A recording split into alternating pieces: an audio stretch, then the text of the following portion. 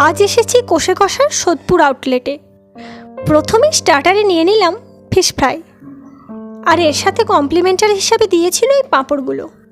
তবে ফিশ ফ্রাইয়ের টেস্টটা আমার আজকে খুব একটা ভালো লাগেনি, কারণ ভিতরের মাছটা খুব একটা ফ্রেশ ছিল না।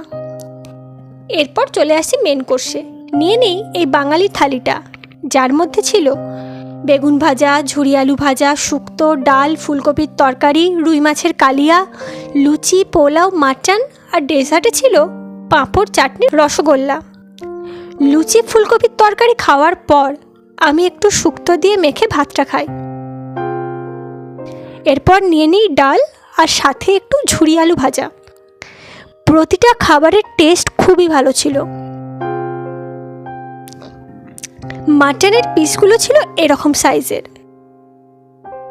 আর বাসন্তী পোলাওটাও খেতে খুব ভালো লেগেছে। মাংসটা সেদ্ধও হয়েছিল খুব ভালো। অবশেষে চাটনি, রসগোল্লা খেয়ে একটু ফটোশ্যুট করে রওনা হলাম বাড়ির পথে। তোমাদের সাথে আমার আবার দেখা হবে অন্য কোনো ভিডিওতে। ততক্ষণের জন্য টাটা।